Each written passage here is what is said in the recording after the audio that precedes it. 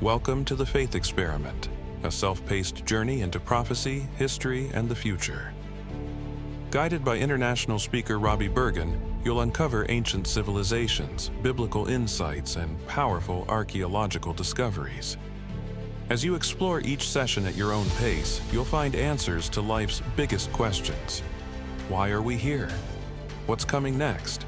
And how can we face the future with confidence? This is the Faith Experiment, where your journey to truth begins.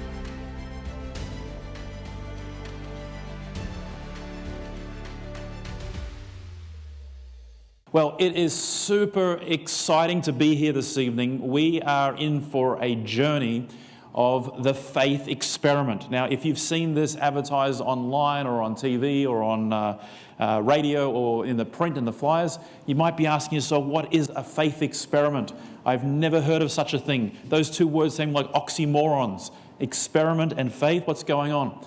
So what we're going to do, this is a masterclass series looking at the evidence for why it makes sense to examine faith and to test it. That's the experiment.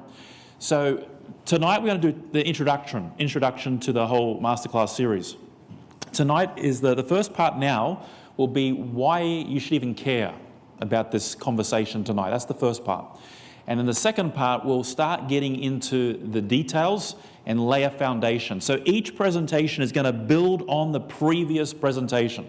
So it's really helpful if you can continue the journey, because if you sort of miss a couple here and there, you sort of lose a bit of the building blocks along the pathway. Now, you might be asking, well, who are you, Robbie, to be here talking about masterclasses in Bible prophecy or even in the ancient manuscripts, or what about other world religions? Well, let me tell you, this is basically my journey. I have been an atheist for half of my life and a faith experimenter the other half of my life. And so the first part tonight, I'm going to talk about why I went from an atheist to a faith experimenter. And that will set the scene for what this whole journey is about. So does that kind of make sense to start with? All right, well, let's get into it. This is, I'm going to call episode 1. By the way, I'm a presenter on Faith FM radio, and so I'm always doing radio programs, and so I talk a lot in radio. So if I mention we're up to episode 3, I mean part 3, okay? Does that make sense? So this is episode 1, part 1 tonight. So this, I'm calling this September 11, 2001, and how ancient mysteries reveal the future. So this is really a bit about my journey. This first part, we'll have a break, we'll come back, we'll get straight into some really interesting parts of world religions. So in the early 1990s and mid-1990s, I was living in Brisbane and I was working as a computer programmer.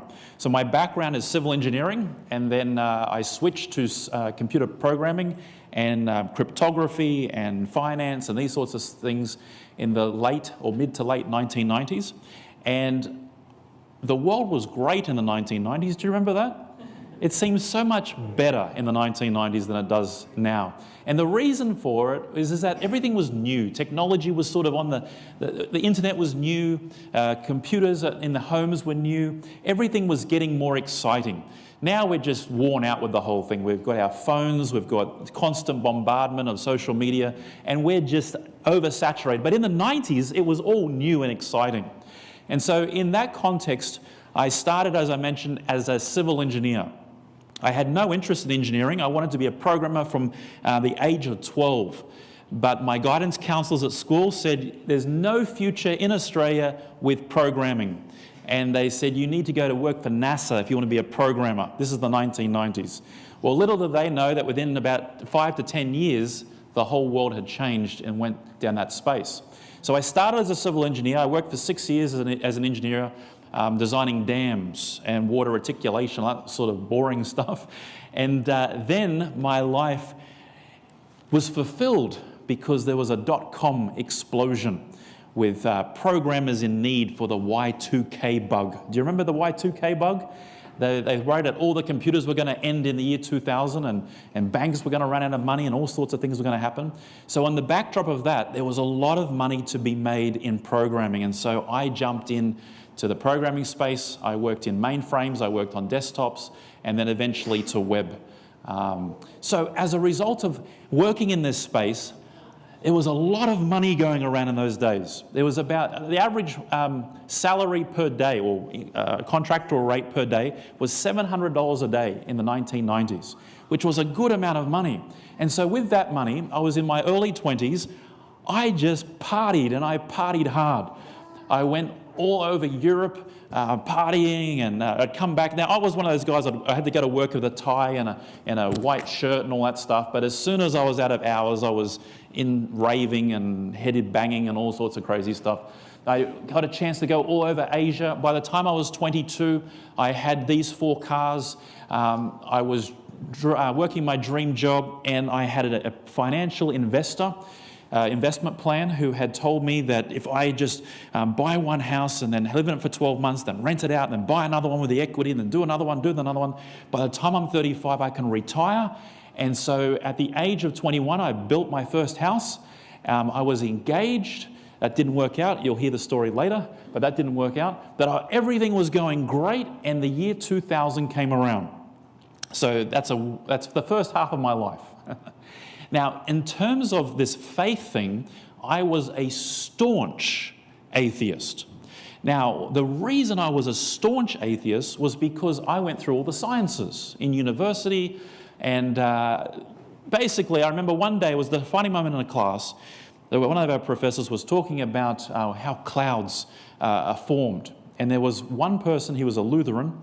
I remember it because it's stuck in my mind for all these years. He was a Lutheran, and one of my classmates, and he said, I know where the clouds come from. God makes them. And my professor did not believe in God, and he tore shreds of his faith. And I thought, yeah, what a foolish thing to say. These Christians have no concept of reality. Bunch of mindless fools. And so from there, I got into a bunch of atheist sort of groups and societies, and all of my friends were that space. My fiance was a very staunch atheist. She was, her parents were Chinese and American, very staunch. So my life was living the dream, but there was no part of faith.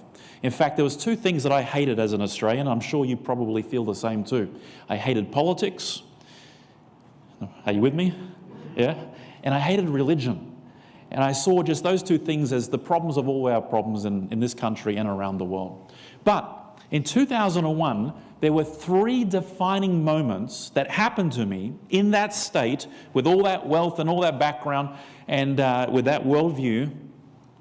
3 things happened over the course of about 9 months that changed the course of my life. And that led me to where I am today on this faith experiment, and it's the backdrop for these presentations that I'll be giving and these topics. So the first defining moment took place in a nightclub in Brisbane in early January in 2001. I was standing there in a nightclub. It was very hot, because January's hot in Queensland, and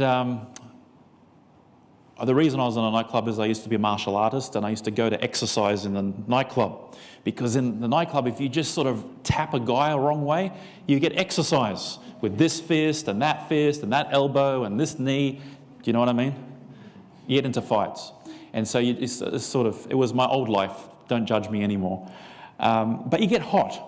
And so after a while of getting hot, you'd go into the bathroom and you'd put your face down as close as you can to the basin, and you'd turn a tap on, you'd splash your face with water to try and cool down because it's so hot.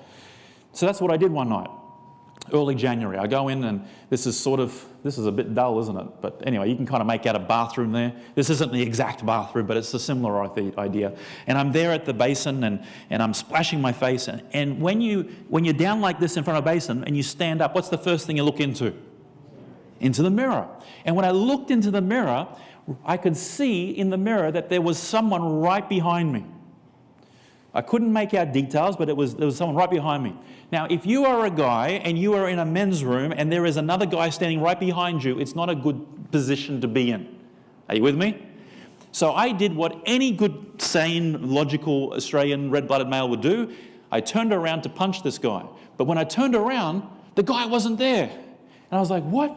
And I look back in the mirror, he's still there. I turn around, he's not there. I turn in the mirror, and I'm like rubbing my eyes, what's going on? And so as I'm looking in the mirror, I'm starting to curse and swear into the mirror at this thing behind me. And all of a sudden, There was no words, there was no verbal communication, no physical touch. But all of a sudden, there came this impression upon me, which was, you are mine, and there's no escape. Now, if you were there, and as I was there, you would do what I did, even with a black belt in martial arts. What would you do? You run. That's what I did. So I got out of there as fast as I could. I got my fiance and got my best friend. I said, let's go, we're going home. I didn't tell them what had happened. And as I'm driving home, I'm like, okay. Well, we're in the taxi. I wasn't driving. I didn't drink drive. But we're driving home, and I'm thinking, okay, what was that? What happened? What happened? What happened? Oh, someone spiked my drink. I've hallucinated. I've seen something because someone's put something in my drink. That was the solution to what had happened. And so for the next couple of weeks, that was my escape from dealing with this moment. Now, if you listen to, I've got a podcast called The Faith Experiment on Faith FM. You can go on there. It's on Spotify and Google and so on. You can find it. You can listen to it. There's more detail to the story. I'm giving you the short version because it's not the point you come out tonight for. But this moment caused me to have like this scratching inside my brain. It's like, was I really spiked in the drink, or was something happening? Because as an atheist, as a non-believer, I didn't believe in metaphysical events.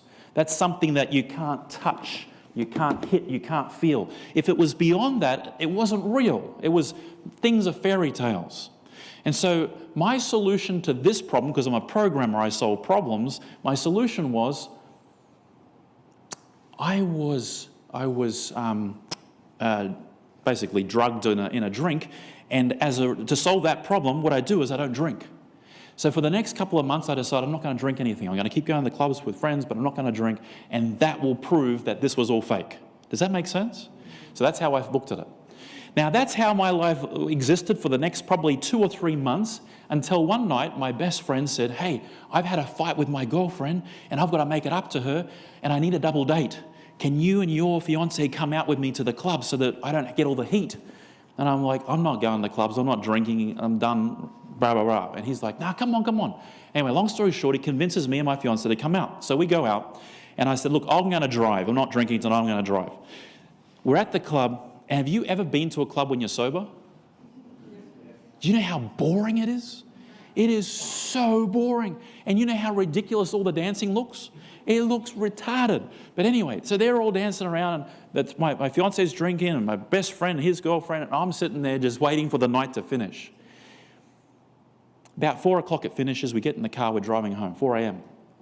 And we lived in the Gold Coast, so we're driving down the M1. And as I'm driving down the M1, it's probably around, I don't know, April, May, somewhere around there. There is a massive storm that's starting.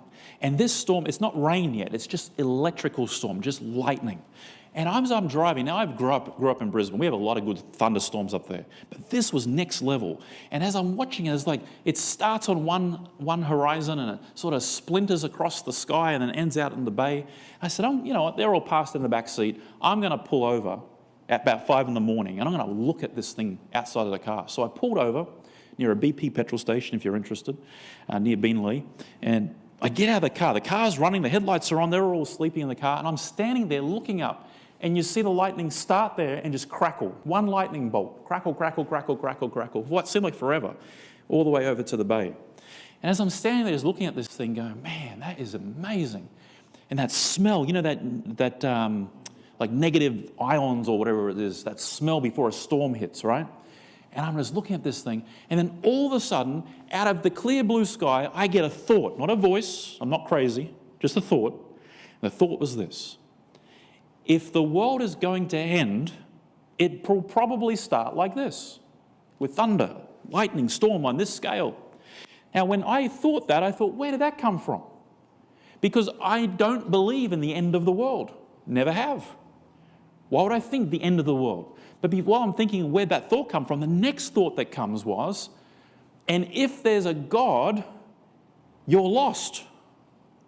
Now, that was another astounding thought, because as an atheist, I do now, but I didn't believe in absolute right or wrong. In fact, I didn't believe in morality. That sounds sad to say now, but Because I believed, as many other atheists do, is that our morality and what we think is right and wrong comes from a sense of, well, we belong in a community and we've decided collectively that we don't want to kill each other, so therefore killing is bad. But in other cultures where killing is okay, it's okay. So that was my worldview. So to have the thought that if there is a God, then I'm lost would mean that I'm wrong and I've done wrong and therefore I'm bad. And I was like, where's this coming from? But before I could process that thought, the third and final thought came. It was more than a thought. This thought was like, when this first happened, I described it as a DVD, but today no one knows what those things are. Imagine TikTok. Imagine you got TikTok on your phone and you started swiping, and everything you swiped was a memory of your own. And every memory that you were swiping, it was everything you've ever done wrong. Imagine that. So I'm standing there, sort of had these two thoughts. Now this third scene happens. It's like someone turned on this video show in my head, and instead of my life flashing forward before me, it was from the present, and it went backwards and showed me everything that I had done wrong. Like lying, which I did often, to anybody and everybody, whatever suited my gain, I'd lie. To stealing, as simple as stealing paper from the printer at the office because I deserved it. I did all the extra overtime, so I took paper. From fighting, from all other things I'm not going to tell you because you'll judge me, and I don't want to be judged by you. But I went all the way back, and the earliest one I can remember, I was probably about, grade 3 or grade 4, and my mum had said, you can't have tuck shop money because you'll spend it on lollies, candy. And I can see myself looking in the sky. I'm looking at myself, and here's me, little me, grade 2, 3, 4-year-old, whatever I was, walking into my mum's bedroom, going into her purse and pulling out her purse and stealing $2, which I actually did. And all of a sudden now, I'm like 22, 23 years of age, all of a sudden I'm overwhelmed with this sense of shame and guilt for all these things that I've done. And no one was telling me that what I did was wrong. It was just me seeing myself and going, man, how messed up was that? How messed up was that? Now, in the middle of this great scene of all my life being played back and forth before my eyes, next thing I hear a horn. And it was my fiancée saying, get back in the car, I want to go home. And that was the end of that. I got back in the car, didn't tell her, didn't tell any of my friends. And I'm like, what's going on? Am I going crazy? I'm seeing dark, shadowy figures in nightclub mirrors. Now I'm having these visions of my past and ideas of end of the world, and God, what is going on with me?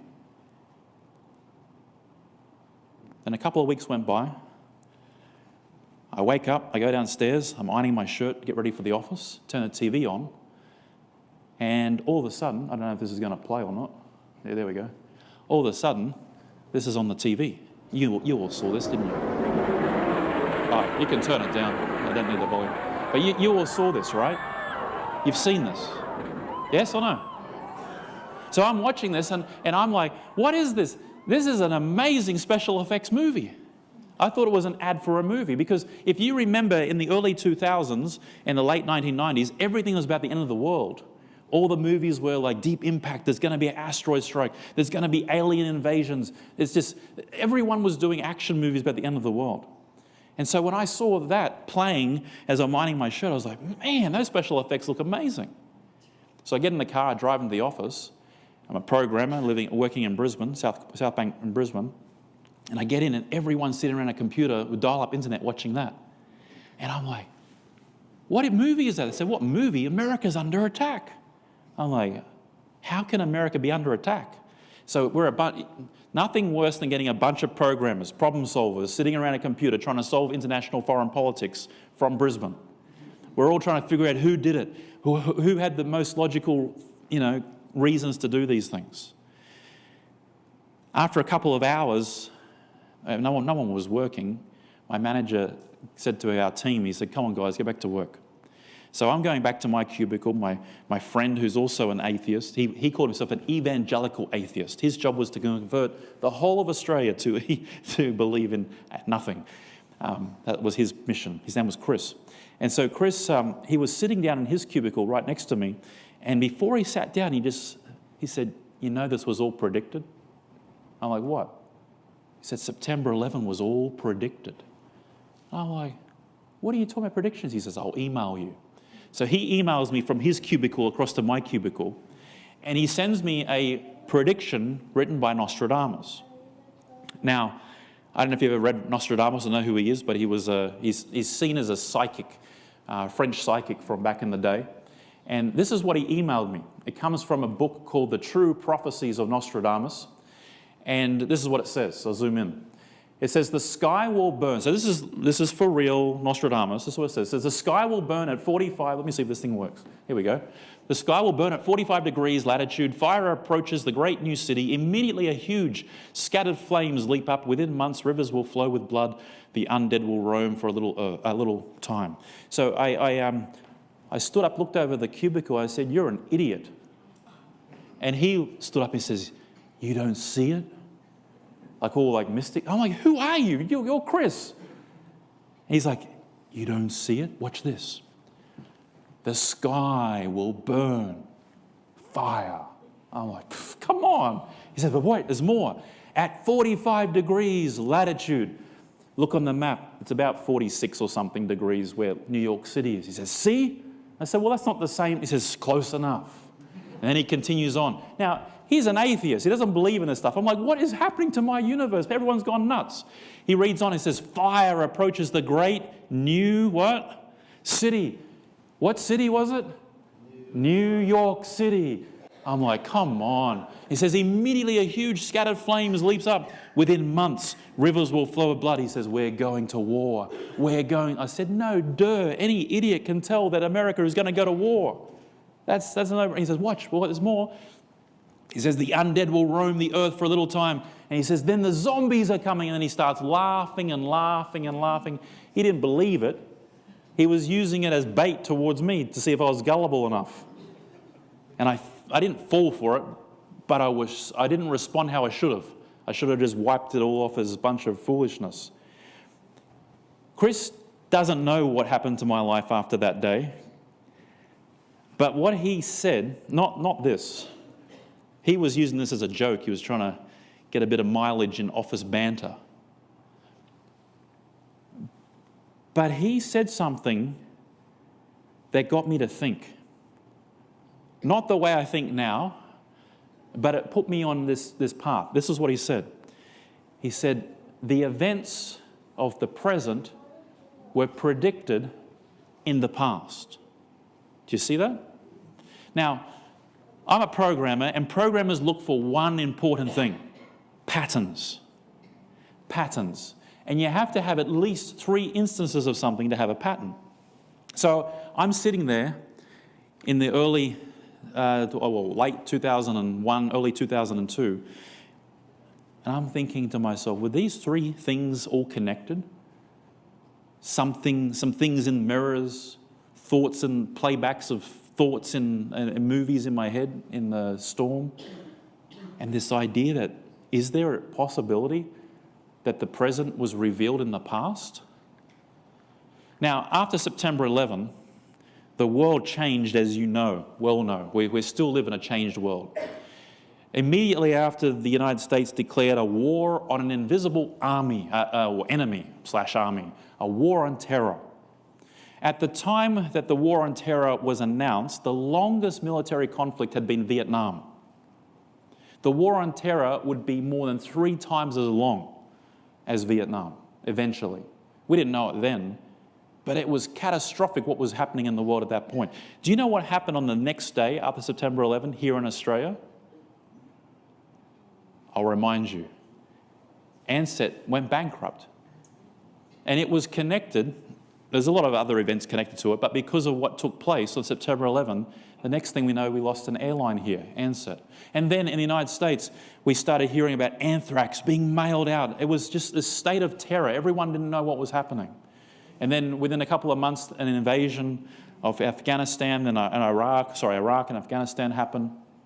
And I remember sitting there in Brisbane watching the news, which I used to do a lot.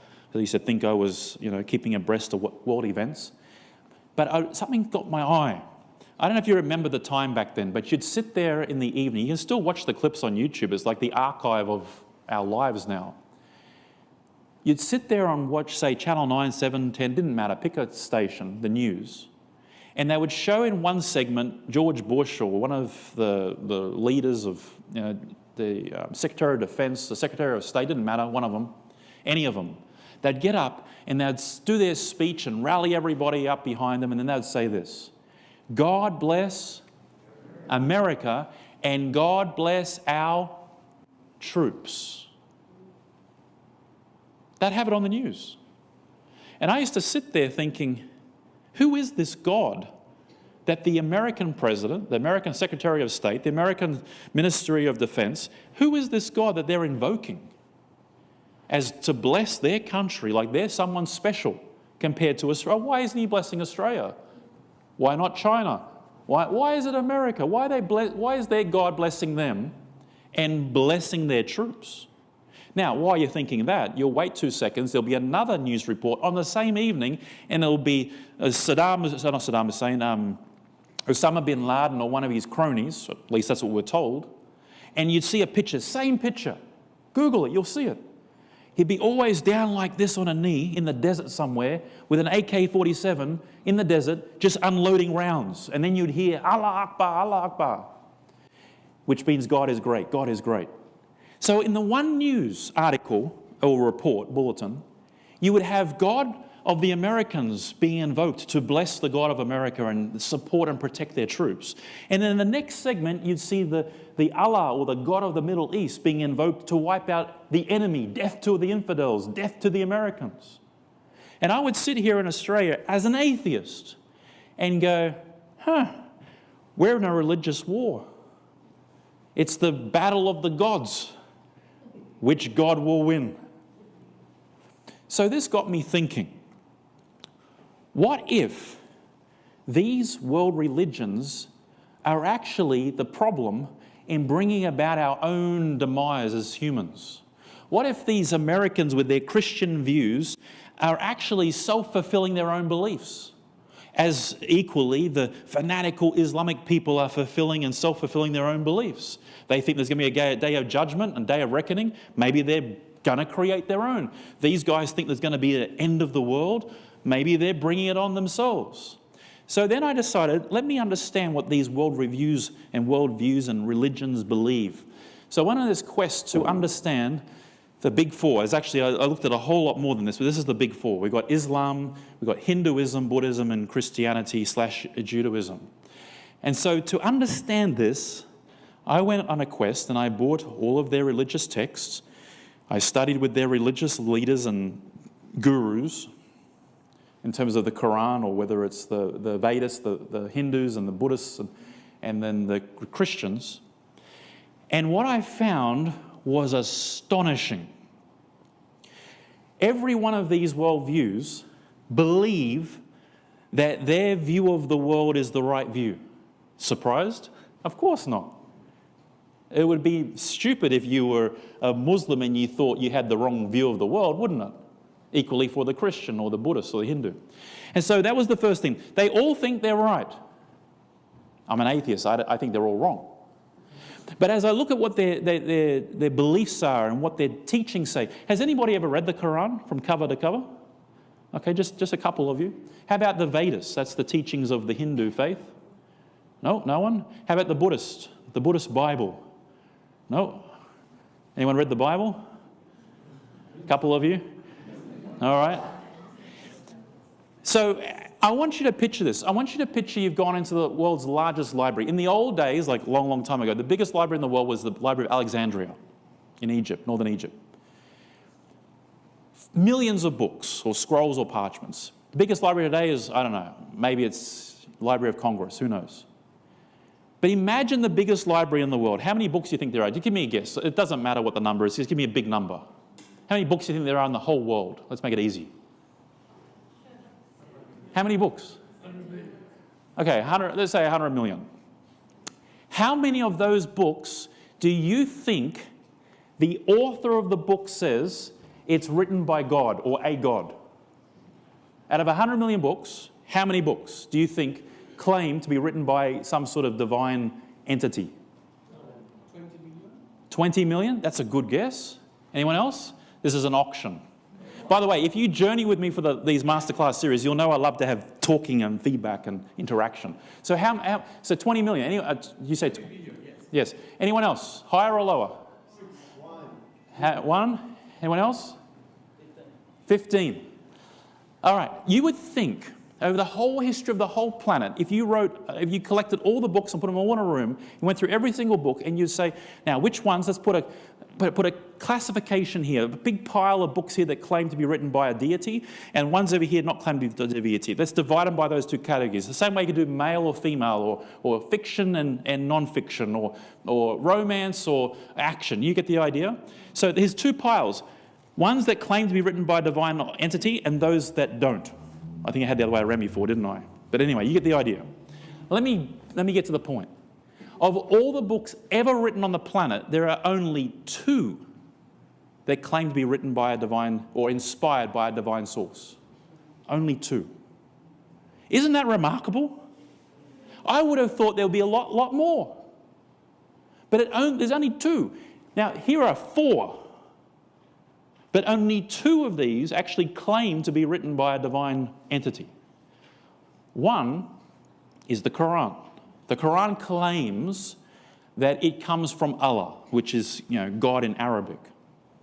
The Vedas never claims, which is the Hindu text, never claims to be inspired by a deity of any description. It talks about them. It describes what you should do when you get married, what you should do when someone dies, what you should do for this and that, and it's all rituals and songs and psalms and all sorts of things. But there's no claim in the Hindu text that it's of a divine source. When you come to the Buddhist text, Buddha is actually very explicit that there's no divine nature of this book. He didn't write this, by the way, his followers wrote it. And in the story, there's a story that says a disciple comes to him and says, Buddha, are you God? And Buddha flat out says, no, I am not. And then the question goes on with the disciple. He says, well, are you a celestial being? And Buddha says, I am not. He says, are you a magician? Buddha says, I'm not. Are you an angel? I'm not.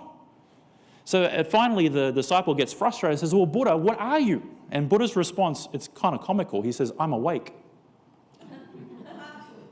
That was his self-definition of who and what he was. He was awake to see the problems in the world, and he saw a way out of it. That's his claim. But when you come to the biblical text, so in the biblical text, if you're not familiar, there's 2 parts. There's a Hebrew part, which we would call an Old Testament in Christian terms.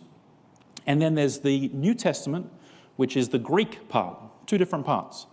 And it's really, really simple. The old part's describing the coming of a Messiah, and the second part's saying, we know who that Messiah was. That's basically it. If you're Jewish, you don't like the New Testament because you don't think the Messiah has come. If you're a Christian, you love both because they point to your Messiah and tell you about your Messiah. Does that make sense? Really high level. So of the 2 books that claim to come from a divine source, you only have 2. One is the Quran, and one is the Bible.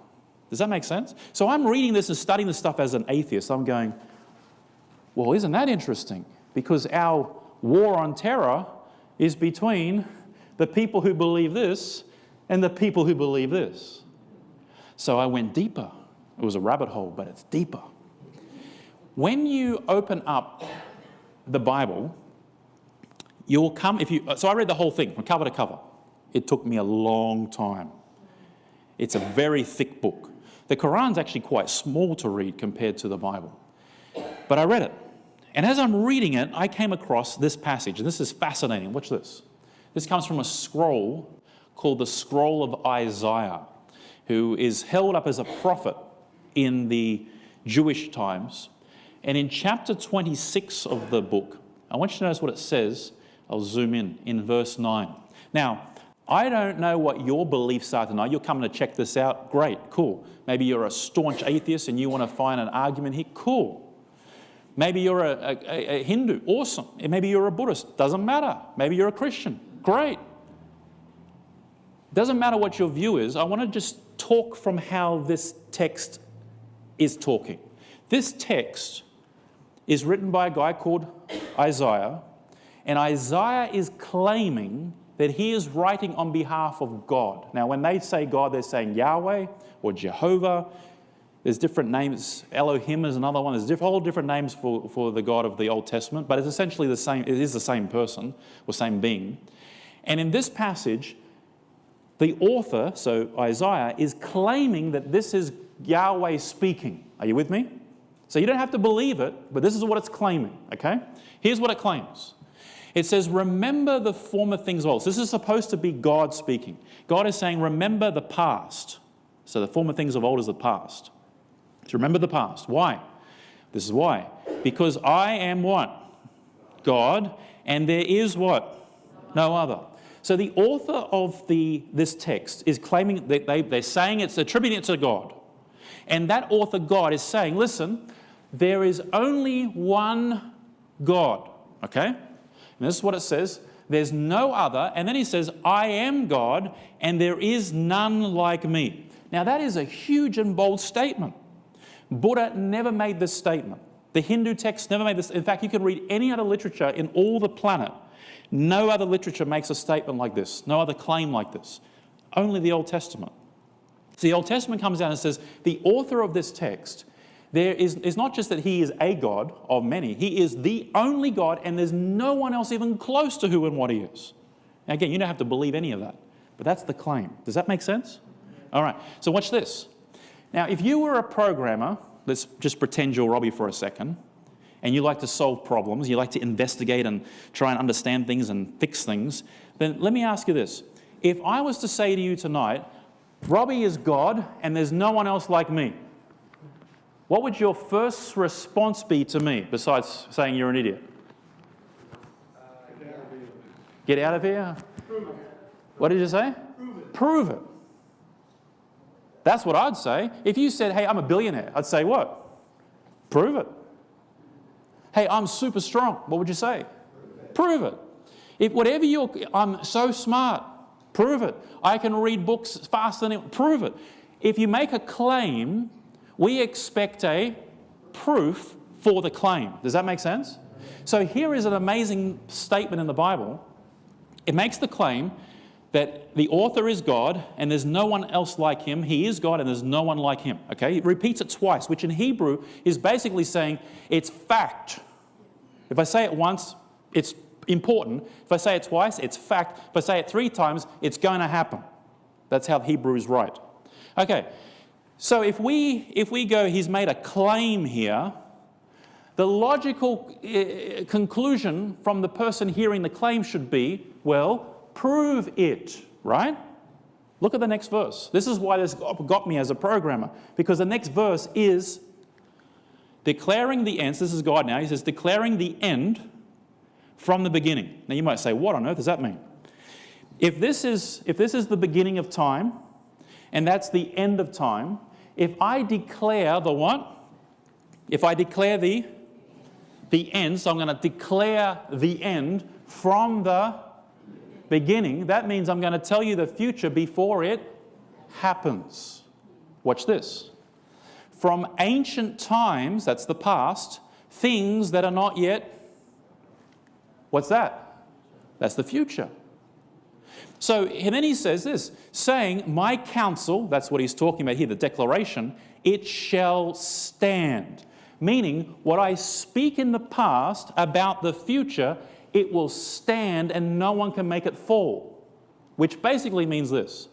Whatever God says will happen in the future, no one can change it, even though he's told you what's going to happen. Like, for example, a stupid example. Let's say he said, that car's going to crash. And everyone runs out and go, we're not going to let it crash and we'll prove that you're fake. We'll cover it in cotton wool or something. It's still going to crash with the cotton wool. His counsel will stand. That's the claim. So what he's saying is, I'll tell you what's going to happen in the future and there's nothing anyone can do about it. Because I am God and there's no one else like me. This is, forget the religious element to it, but this is a massive claim. And then he says this, and I'll do it my pleasure, meaning this, what I say will happen, it will happen. Now, When I first read this, I thought, well, first I had reminiscing of the past with Chris and his whole Nostradamus thing. But when I read this, I was like, why? Why would he, if this is God and there really is a God and all that stuff? By the way, I didn't do any of this trying to find truth. I couldn't care less about truth. I wanted to know what religious nutters believed because I thought they were going to try and fulfill it themselves. You know, end of days, Israel, the Middle East, all that stuff. By the way, American foreign politics is fundamentally executed based on their understanding of Bible prophecy regarding Israel and the Middle East. Whether you believe in God or not is irrelevant. The Americans are still executing sorry for the Americans in the room, but they're executing foreign policy based on the assumption that they understand what Bible prophecy is talking about Israel. Now, as an atheist, I'm like, well, why should I suffer with your foreign policy because of your nuttish beliefs as Christians?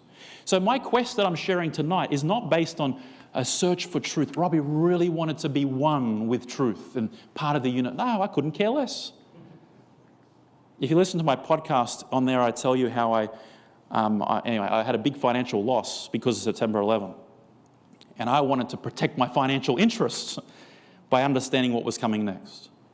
So I asked myself this, why on earth would this God, why would he use prophecy as the evidence for his claim? Like, that sounds so, like, I don't know, stupid? Prophecy? Who can predict the future? Who cares about the future? I mean, when I was in this time of my life, there used to be TV ads for 1-900 numbers for the psychics, especially on the community channels. And it was just a joke. Like, I used to say this, well, if you're such a psychic, why do you need my credit card number? Just tell me what the credit card number is. Like, that's how cynical I was about it, right? Like, I don't know if you've ever called a psychic number before. I have. When you call it, the first thing they ask is, what's your credit card number? I'm like, you tell me. So why prophecy? Well, I'll tell you why. It's really, really simple. I've done the study for you. Here's the reason why. Humans cannot predict the future. No matter who they think they are, they can't do it. There's been numerous scientific studies done by numerous bodies and different departments and universities, so on. And what they have found, there's a magazine called These Times magazines, and they found, after studying the world's population that claim to have the ability to tell the future, this is what they found. The average person, that means you and me, the average person whose business is not telling the future has an accuracy of 3%. So if you make predictions about the future, there's about a 3% accuracy rate you're going to find. Put that in perspective. Every 100 things you say are going to happen, 3 will happen. Have you got the gift? No. So then they looked at, well, what's the leading psychics? So these are the ones that do it for a living. These are the ones that charge you to do the service, right? Card reading, tarot reading, all that stuff. Guess what their average is? 16%. So we're at 3%. The average person's 3%.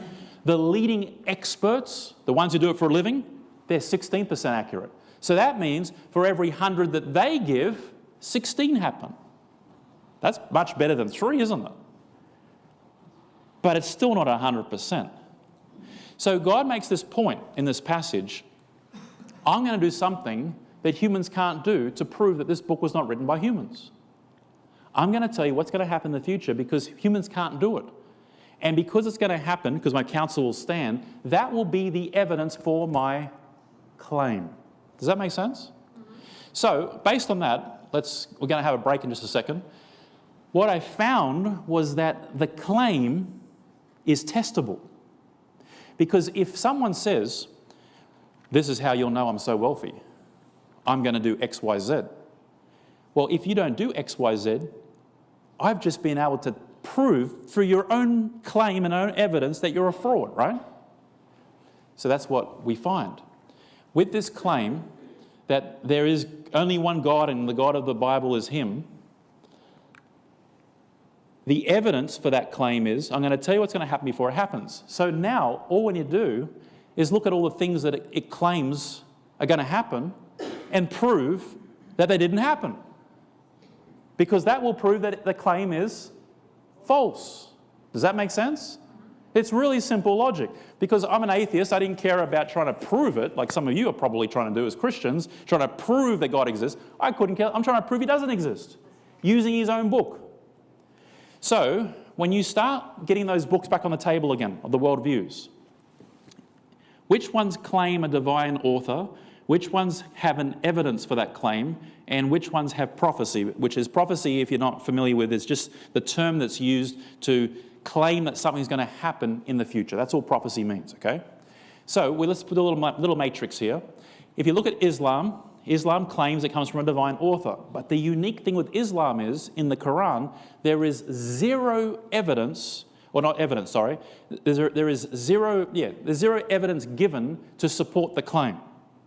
So you know how we just saw in the Bible, it says, yes, where's the Bible? Yes, the author is God, and yes, here's the evidence. You can test the prophecies, right? You with me so far? In the Quran, no such thing is given. It is assumed that you accept it on face value that the author is divine. It's just assumed. Which is fine, nothing wrong with that. Unless you're a skeptic like I am. Then you're like, well, why should I believe you? Then the Bible comes along and says, well, I'm from God as well. I say, well, why should I believe you too? Well, here's why you should believe me, because I'm going to tell you what's going to happen before it happens. All right? I don't believe that, but let me test you. Does that make sense? So this is the Quran. This is the Bible. What's interesting is that when you look at the Bible, I don't have one here. Here's one down here. Someone's got one here. If you hold up a Bible like this, 40% of this book, so there's 66 chapters in there, 66 books in there, but 40% of this, which is probably about that much, sorry whoever's Bible this is, probably about that much of it, anyway, you get the idea. About that much, I got a broken hand, forgive me. About that much of it is prophecy. Did you get that? About 40% of this book is prophecy. Prophecy is God saying, this is what's going to happen before it happens, and it's going to happen. So if that's true, then that means 40% of this book is testable. 40%. So all I've got to do now as a skeptic is find one thing that didn't happen the way it's supposed to happen, throw the whole thing out. So it's a simple test, right? I mean, this should take, 5 minutes. But watch this. Anyway, just to finish this slide off. So if you look at Islam, less than 5% of the book is prophecy. Now, even that is debatable depending on how you define prophecy.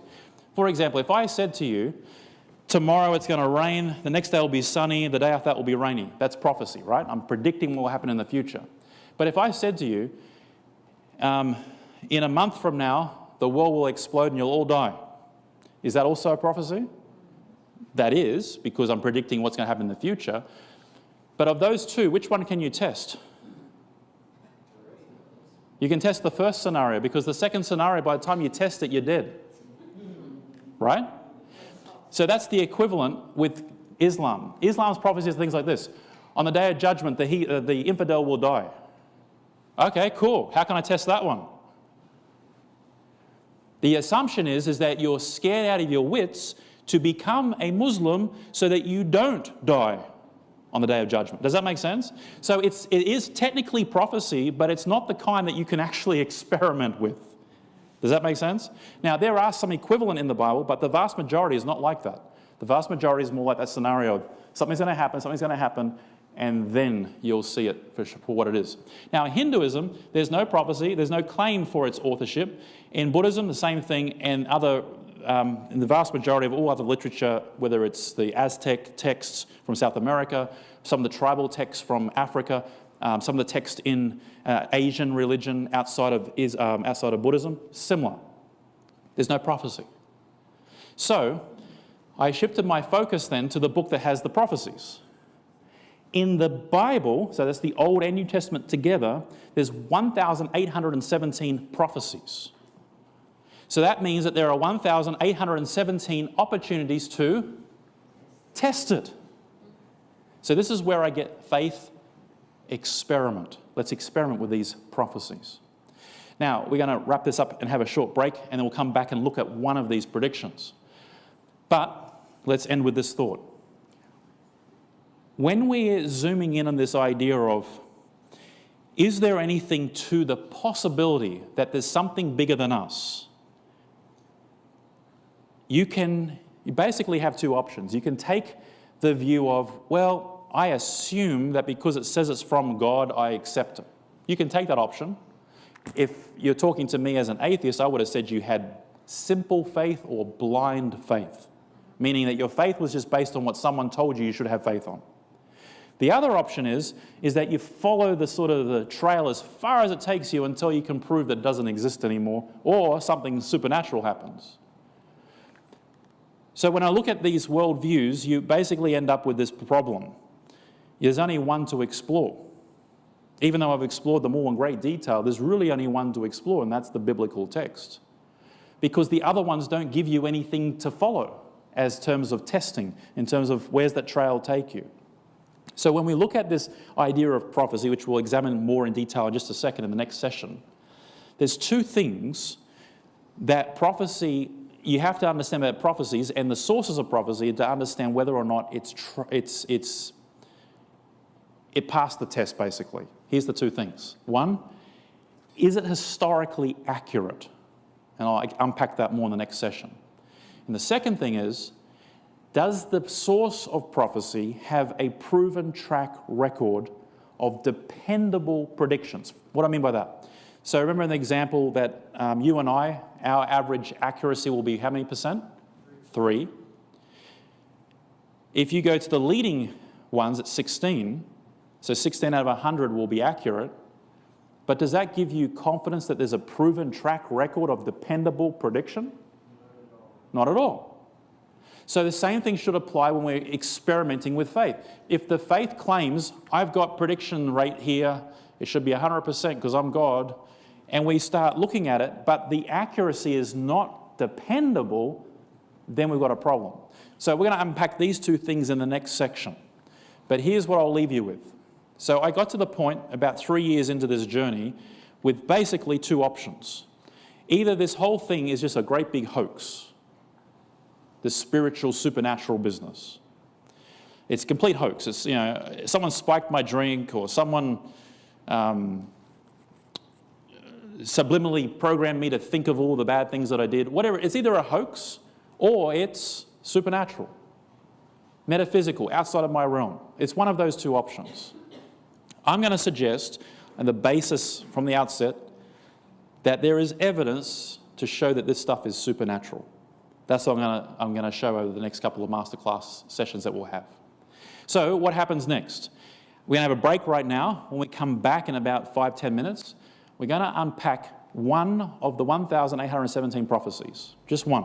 We're going to experiment with it. And here's the prediction. It's the ancient mysteries and Alexander the Great. We're going to look at that from the biblical text. As we conclude this session of the Faith Experiment, take a moment to reflect on what you've learned. The journey continues, and there's so much more to uncover about prophecy, history, and the future. In the next session, we'll explore even deeper insights into the evidence that shapes our world.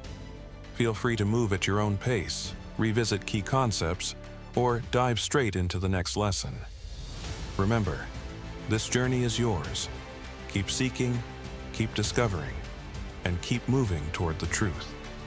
We'll see you in the next session of the Faith Experiment.